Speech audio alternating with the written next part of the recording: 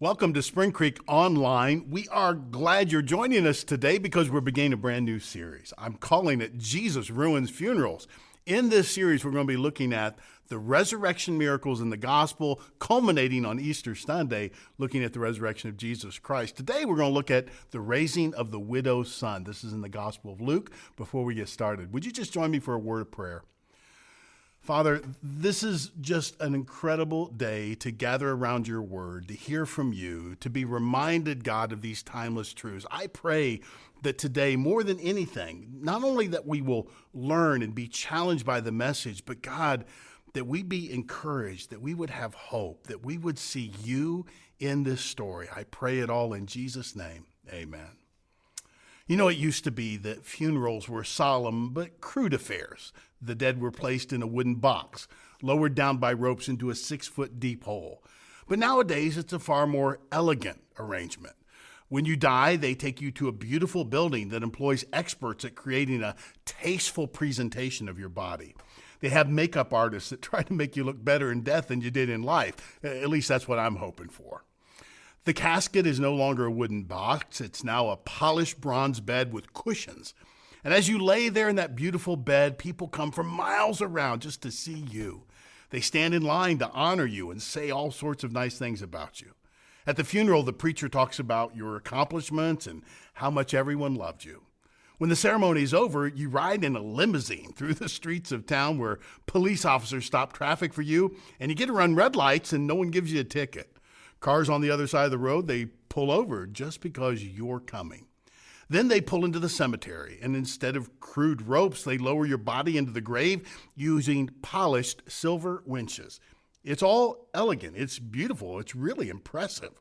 But you know what? When it's all said and done, dead is still dead.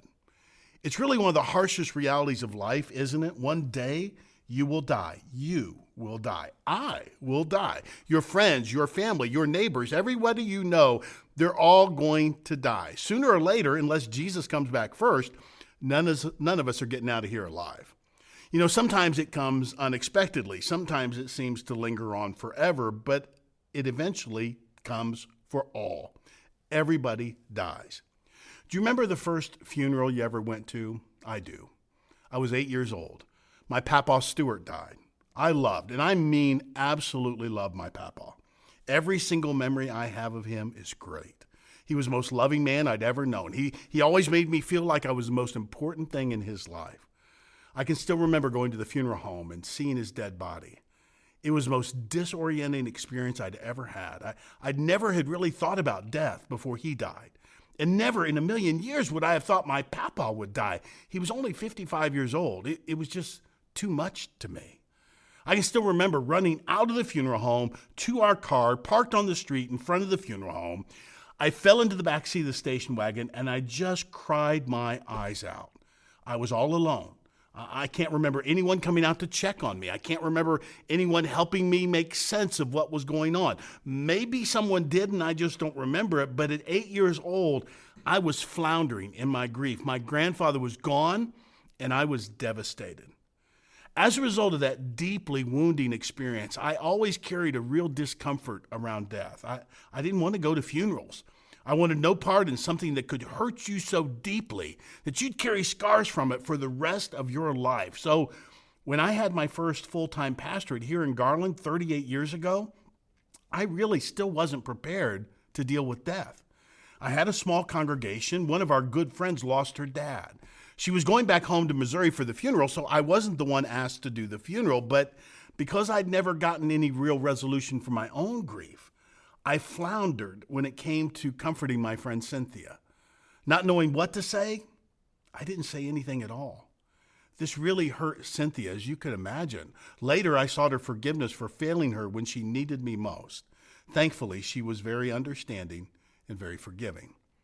But it was because of that terrible experience in dealing with death in my first church, it made me passionate to never fail someone in that way again.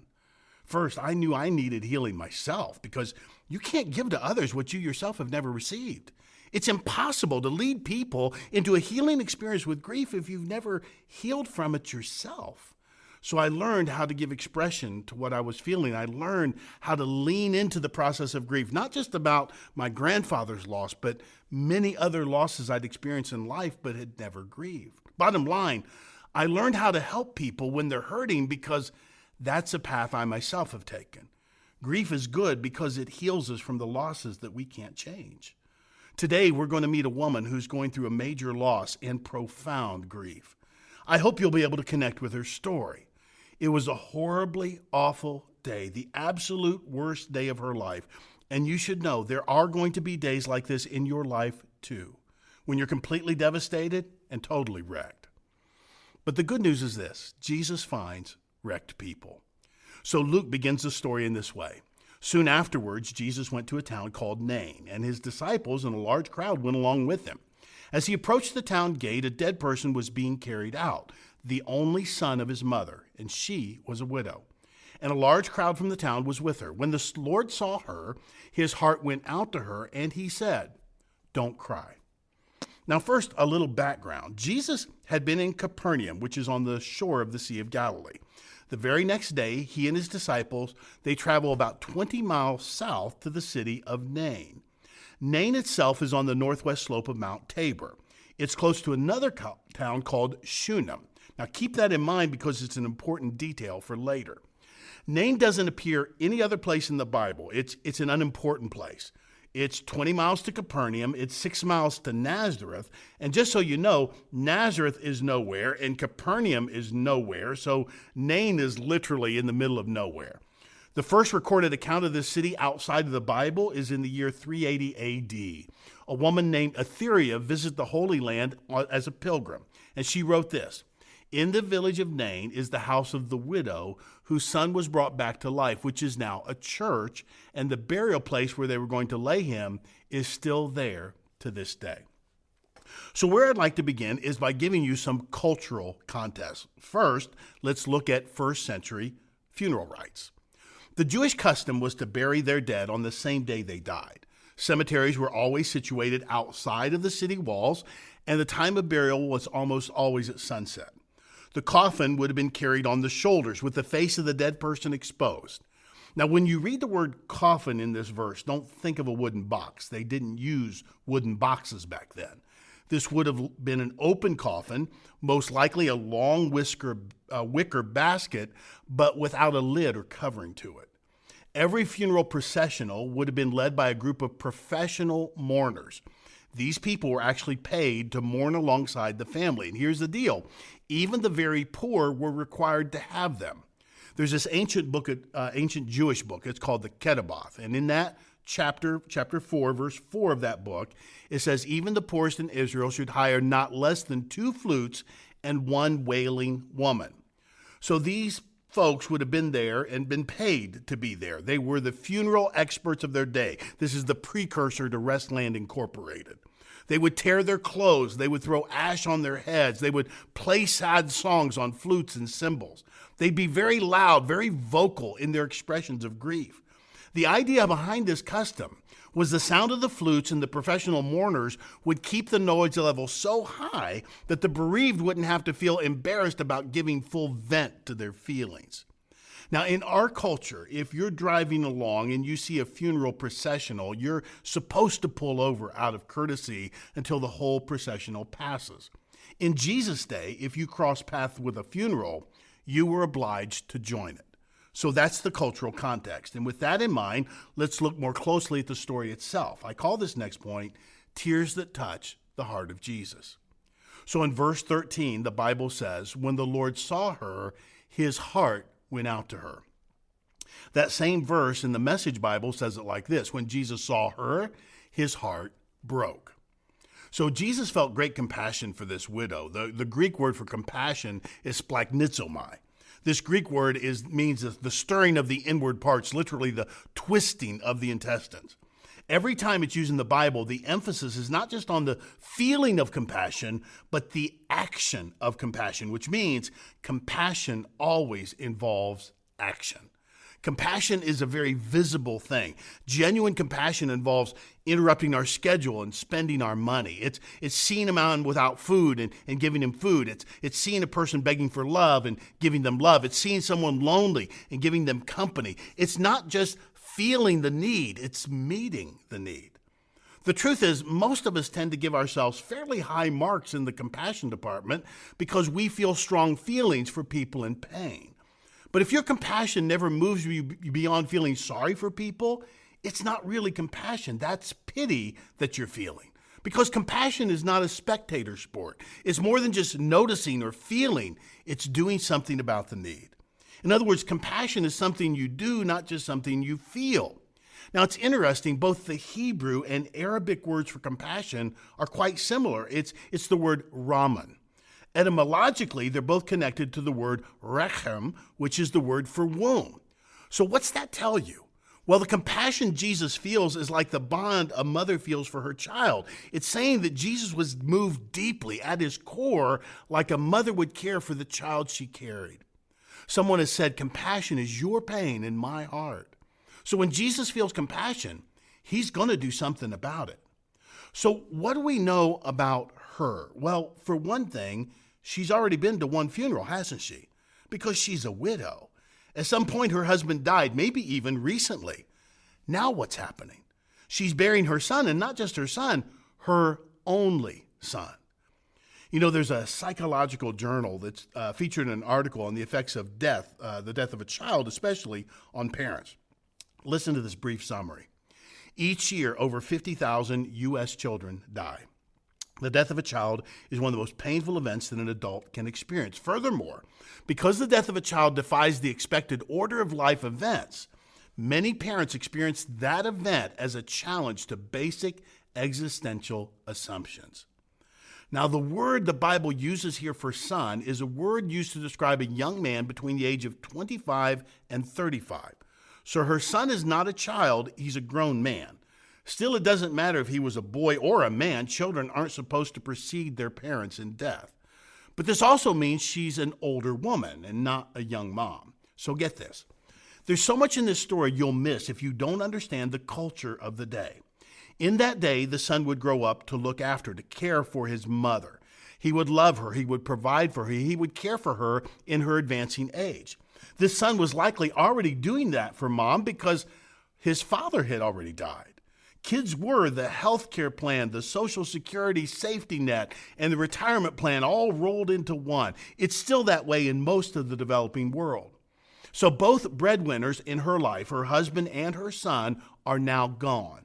She's going to be left to fend for herself with no visible means of support. Now, what typically would happen to women in this situation is they'd be sent back to their families of origin, which, if you're an older woman like this widow, it's highly unlikely that your mother and father are still alive. And even if they are, they'd be of such an advanced age that there's no way they could take care of you. So in that case, the widow would be handed over to the family of the husband. A brother of the husband might take her as one of his many wives, or she might become a servant of her dead husband's family.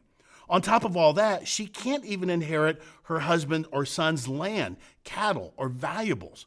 Wives and daughters couldn't inherit property or wealth. That makes this story truly catastrophic.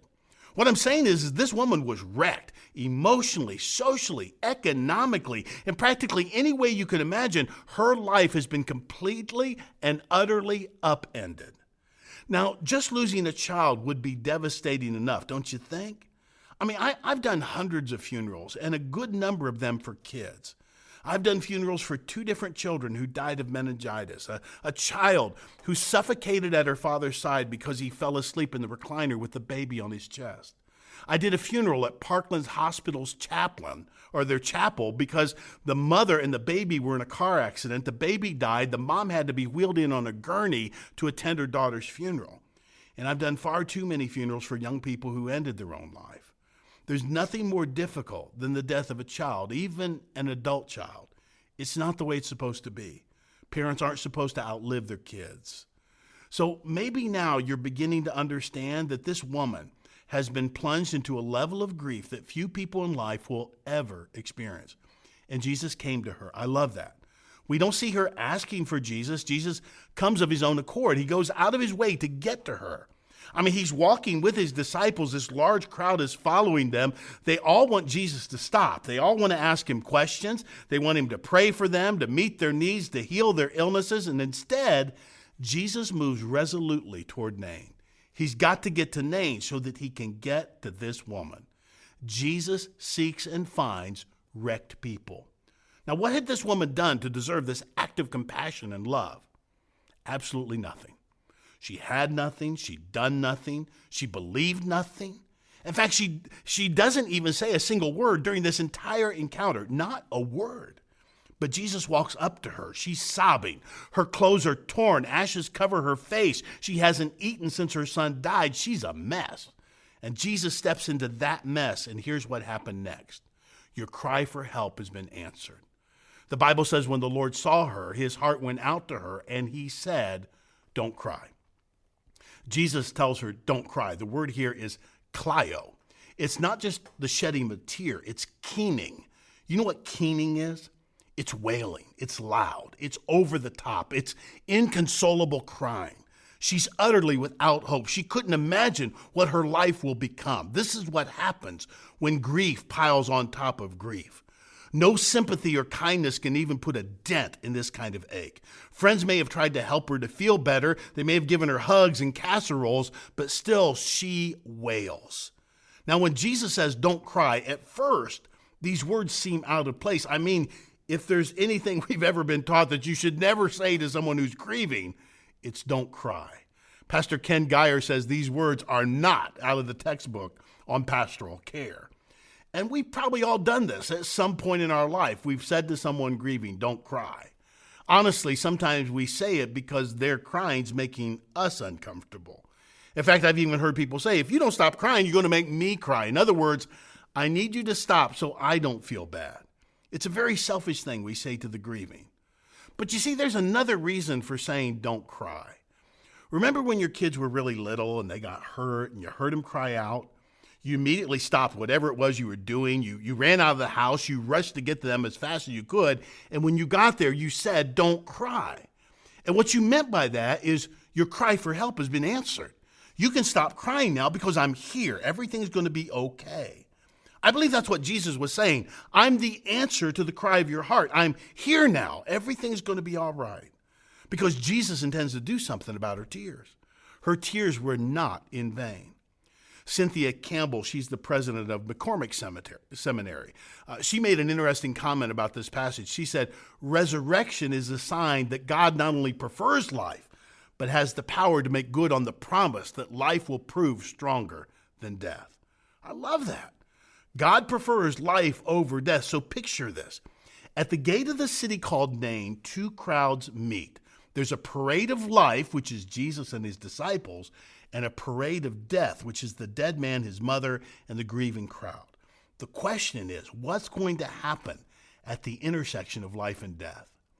You know, somewhere in the Talmud, the rabbis, in their attempt to provide an answer to every imaginable circumstance, they talked about what's supposed to happen when a funeral processional and a wedding processional meet at the same intersection at the same time. The rabbi said that the wedding processional has the right of way. You know why? The reason was this, because life always has the right of way over death. Now, I want you to keep this in mind because at this intersection between Jesus, who is the way, the truth, and the life, and a funeral processional, it's not just that life has the right of way, but life is going to stop death in its tracks. And that's because Jesus touches dead people and brings life.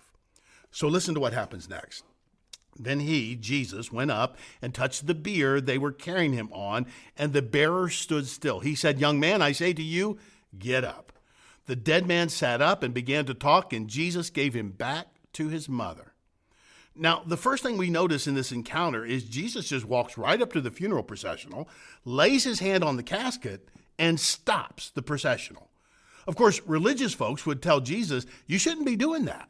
You should never touch a dead body or be in contact with anything a dead body touches, because to touch the dead or what they've touched makes that person unclean. That's what the book of Numbers explains to us. Listen to this. Whoever touches the dead body of anyone will be unclean for 7 days. He must purify himself with the water on the 3rd day, and on the 7th day, then he will be clean. But if he does not purify himself on the 3rd and 7th days, he will not be clean. Whoever touches the dead body of anyone and fails to purify himself defiles the Lord's tabernacle. That person must be cut off from Israel. So in ancient Israel, to serve as a pallbearer meant becoming unclean for a week. It wasn't a sin. Don't think of it like that. Because one had contact with a dead body or anything that a dead body was lying on, or even the house where a dead body was, you were rendered ceremonially unclean. But Jesus, he pays no attention to this law of uncleanness. He goes right up to the casket, grabs hold of it anyway. So this is the same Jesus who touches lepers and menstruating women. Those same laws apply to them too. Jesus is demonstrating that uncleanness is not contagious. Instead, Jesus himself is an example of a good contagion. Jesus' purity is contagious. His life is contagious. Jesus is not infected with uncleanness by touching the dead. The dead are infected by his life. So Jesus literally reaches into death and he touches the young man and he gives him a command to rise up. Who is this person who issues orders to the dead? Who bosses death around? And at that, the dead man sat up and began to speak. Bill Johnson of Bethel Church said Jesus ruined every funeral he ever attended. And that's so true, and that's where I got this idea for this series, that Jesus ruins funerals. Because every time Jesus came near someone who died, they refused to stay dead. Unlike me, Jesus never had to give a funeral sermon. So the man sits up, he starts talking, he gets out of the coffin, and Jesus escorts him over to his mother. Can you see the joy on her face? Can you feel what she's feeling? How long do you think she wanted to hold on to her son? Think about the tears of happiness streaming down her face. She's got her son back alive and well, and along with him, her life, her future, her home, and her hope. That's what our Jesus does. He touches dead people and he brings life. By the way, if you're a Christian, this is precisely what Jesus has already done for you.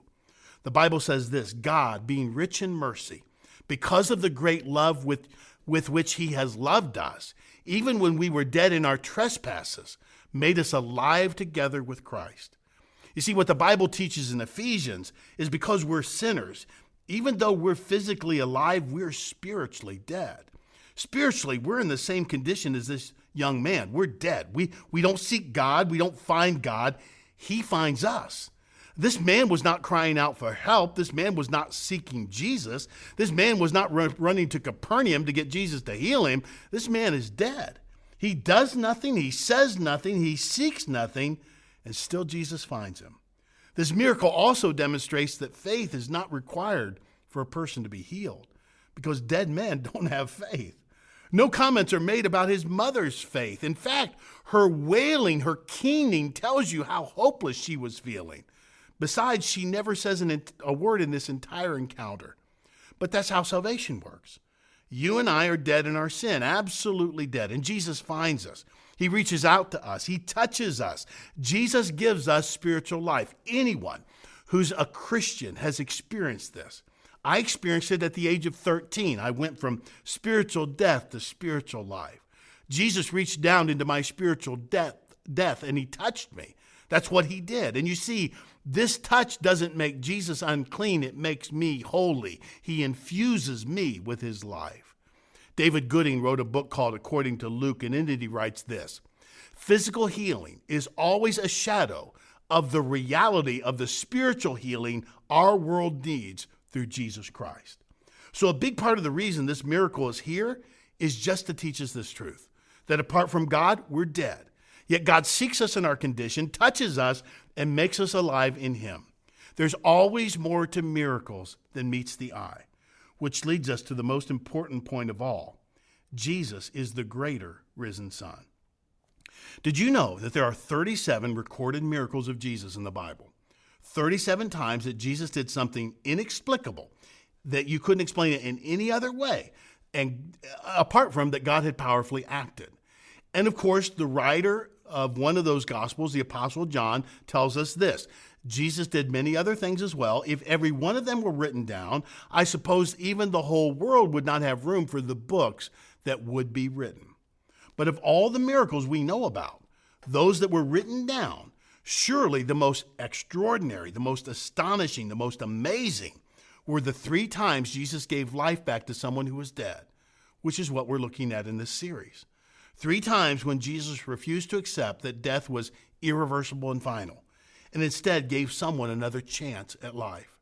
And in looking at these 3 occasions, which is what we're doing in this series, 3 very different people, 3 very different sets of circumstances, we can see that once again, Jesus is teaching us there's more to the miracle than what meets the eye. I want to call your attention to the reaction of the people. The Bible says they were all filled with awe and praised God. A great prophet has appeared among us, they said. God has come to help his people. This news about Jesus spread throughout Judea and the surrounding country. Now, why do people say that Jesus is a great prophet? I mean, it's true, of course, but part of the reason they think this way is because of where they live. And that's what this next point is about. God is doing it again. Now, I don't know if you remember this, but early on in the message, I told you that Nain is very close to another tiny town. Do you remember the name of that tiny town? Shunem. What's the significance about Shunem? Well, Shunem is the place where about 900 years prior, Elisha raised the son of the Shunammite woman. So everyone who lived around Shunem knew about this miracle. This is a holy place. It's a famous place. Everybody knew the location of one of the greatest miracles in the Old Testament by one of the greatest prophets. I'm sure many people were making pilgrimages just to see the place where that miracle had happened. But now Jesus has arrived on the scene. He's just a mile or 2 north of the town of Shunem. But Jesus doesn't have to do what Elisha had to do. Elisha had to pray intensely and go through an elaborate ritual. All Jesus needed to do was just say the word arise, and the man arose from the dead. So if Elisha was a greater prophet than Elijah, which is what the Bible tells us, then by extension, Jesus was a much greater prophet than either of them. The people of Nain recognize this, so that's why they say Jesus is a great prophet. Something else worth highlighting is an old insight from an old Sunday school teacher's guide. Listen to this. It's interesting to note that throughout the scriptures, almost all recorded instances of raising from the dead were performed for women. Few people were more marginalized in ancient times than women, especially sonless widows. In these stories, the scripture writers go out of their way to share examples of God's favor bestowed on women who'd been cast aside by society. God is actively engaged on the side of the sick, on the side of the suffering, the grieving, and the disregarded. Practically all the greatest miracles of the Bible were done for the benefit of marginalized women. Now, there's even more to this story than that. And that's what this final point is all about, that Jesus is God's answer to the 6-foot hole. Now, I want you to see that what Jesus is really doing here, in addition to loving the widow and raising her son, he's also unveiling the kingdom. Jesus is bringing the kingdom, and resurrection is a revelation, is a revealing of the kingdom. It's a foreshadowing. It's a glimpse into what God himself plans to do one day. You see, on Easter Sunday morning, Jesus will prove that he and he alone has authority over death. Like he said, I can lay down my life and I can take it up again. Jesus is the life, and life is greater than death. So Jesus overcomes the finality of death. In Greek mythology, Hades, he's the god of the underworld. He's the god of the dead. He's the most hated of all the immortals because he's the only God who never answers prayer. Never. No matter how much you beg or plead, when death takes away your loved one, death refuses to hear your cry or return them to you. It's the hardest thing to accept about death. It's a steel door that gets slammed in your face. No matter how important or essential that deceased person was to your life, you aren't getting them back. This is what makes death the great and final enemy. It's why the Bible reminds us that the last enemy to be defeated is death. That's 1 Corinthians 15. And that's what Jesus overcame. Think of it like this. The miracles that fill the New Testament are pledges or down payments. They're a foretaste of the good things that are yet to come. What Christ does in the gospel miracles is give us a sneak preview of coming attractions. You know, when Brenda and I, we go to the movies, you got to sit for about 10 to 15 minutes before the movie comes on to see all these attractions, coming attractions, movies that are soon to be released. During those movie trailers, I often lean over to Brenda and say, that looks really good. I can't wait for it to come out. Well, that's the way we're supposed to be feeling when we read the stories of Jesus. This all sounds so amazing. I can't wait till we get to experience it in full. Because the miracles are glimpses of coming attractions. If you like the idea of a world without disease and death, if you think you might enjoy a society where everyone has enough to eat, no one's excluded, where we all have a place where we get to flourish, then know this. That's what you're supposed to see in every miracle. They're promises about the way things will be one day. When I read this passage and others like it, I know that the day is coming when Jesus will finally say to us all, "Don't cry, I'm here. Everything is going to be all right."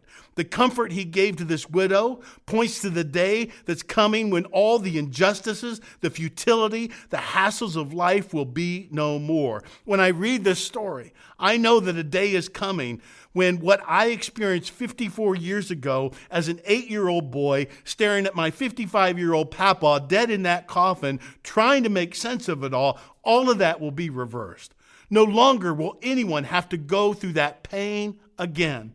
There's coming a time when no kid will have to have his parents explain why grandma or grandpa is not coming back. No parent will ever have to stand over a 2-foot-long grave. There's coming a time when no one will lose a husband, a son, a wife, a daughter, a future, or a hope. There's coming a time when cancer won't get the final word. War and disease and natural disasters will be a thing of the past, and life will win because Jesus is resurrection life, because life always has the right of way over death. Philip Yancey said that miracles show us what the world was meant to be. They remind us that God is no more satisfied with this world than we are. And more than that, they offer a hint of what God intends to do about it. One day, everything will be made new. You want a glimpse of what's in God's heart? Look at this story. It's all about love and life and healing. It's about restoration and renewal. Look at the miracles of Jesus. Because it's not just what will happen one day in the distant future. This story is also a foreshadowing. Another term for this is a prolepsis. You see, 2 only sons met this day. One was dead but destined to live. The other was alive but destined to die. Luke wants you to connect the Jesus story with this widow's son. Because Jesus' body will soon be carried outside of Jerusalem for burial. His mother will experience profound grief at the loss of her son. Most scholars would also tell us that Mary was a widow by the time of Jesus' crucifixion because Joseph is never mentioned again in the Jesus story after Jesus turns 12 years of age. So this story is also a perfect parallel to the Jesus story. Jesus is carried outside the city toward the graveyard. A grieving, widowed mother sobbing that her son, God's only son, was dead. Not realizing yet that on the 3rd day, the Holy Spirit would say to her son, "Arise," and he would live to never die again. There's always more to miracles than what meets the eye. The raising of the son of the widow of Nain is showing us what will happen with Jesus at the close of his earthly ministry. So let me close with this story. When professional golfer Paul Azinger was 33 years old, he had just won a PGA championship and had 10 tournament victories under his belt. He was diagnosed with cancer. That's when he wrote, "A genuine feeling of fear came over me. I could die from cancer." Then another reality hit me even harder. I'm going to die eventually anyway, whether from cancer or something else. It's just a question of when. Everything I'd accomplished in golf became meaningless to me. All I wanted to do was live. Well, Larry Moody, he was teaching a Bible study on the tour, and he was aware of the anxiety that Azinger was experiencing. So he said to him, "Zinger, we're not in the land of the living going to the land of the dying. We're in the land of the dying, trying to get to the land of the living." That one comment changed Zinger's attitude toward his cancer. He went through chemotherapy. He recovered from his cancer. He returned to the PGA Tour. He did pretty well. But that bout with cancer changed him forever. He said this, "I've made a lot of money since I've been on the tour, and I've won a lot of tournaments. But that happiness is always temporary. The only way you'll ever have true contentment is in a personal relationship with Jesus Christ. I'm not saying nothing ever bothers me and I don't have problems, but I feel like I've found the answer to the 6-foot hole. That's the truth. And that's what we need. We need to know that Jesus is life. We need to know that the life we see in this miracle and the life we see in him, it's just a down payment on a future reality that is filled with hope, where we never die, where we never get sick, where we get to enjoy life forever in his presence. And if you don't know him in a personal relationship, please understand, he comes to us in our spiritual death and he speaks to us, arise and live. Would you pray with me? Father, I come to you right now just so moved by this miracle. I have been sitting in this and soaking in this all week long and thinking about how beautiful and wonderful this was to this mother, this widow, who'd already lost her husband, now had lost her adult son, now was stripped of everything that she ever needed and wanted in life. And she's devastated. And God, even though she doesn't seek you, and even though her son is dead and he can't seek you, you seek them out, just like you did for every one of us. In our spiritual death, in our inability to seek after you or to run after you or search for you, you came to us. You came seeking us, and you speak to us and you say, live, arise and live. Don't let this death define you anymore. Let my life define you. Let my purity define you. Let my holiness define you. Let my life define you.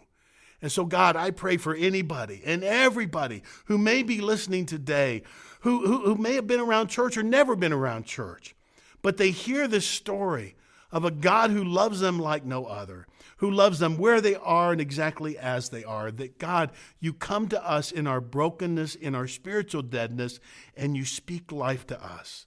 Help us, God, to respond to your call.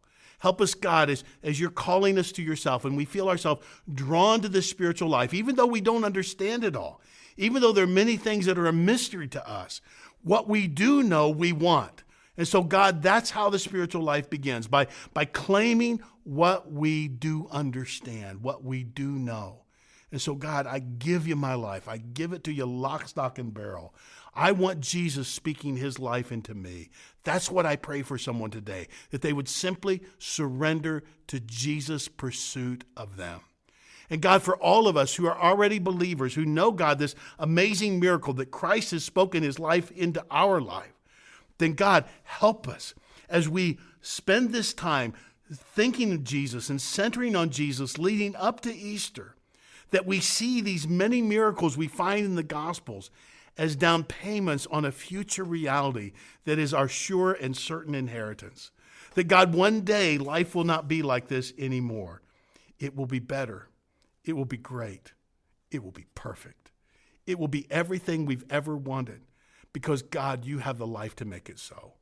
And so, God, I pray that this miracle would fill our hearts with thanksgiving, and that we would remember that just like this widow grieving her one and only son, that some months later, Mary would be a widow and grieving the loss of God's only son, put on a cross, buried in a tomb, feeling completely hopeless until the third day when the Holy Spirit said, arise. And Jesus arose and is alive forevermore. Thank you, God, for this miracle. Thank you, God, for preparing our hearts for Easter. Continue to do that in the coming days and weeks ahead. In Jesus' name I pray. Amen. We are incredibly thankful that you would choose to join us, whether you're joining us on Sunday morning when this is broadcast live or sometime later in the week. These messages live out there so that they might connect with you and help you in your spiritual life, in connecting with God, in all the ways that a message like this can be a comfort. I pray that God meets you. I also would ask that you would like and share this message. It's one of the greatest compliments you give to us anytime you do that. Join us again next week as we continue in this series, Jesus Ruins Funeral, and we are infused with more hope and more comfort, and we see even more of Jesus Christ. God bless you. I hope it's a great week.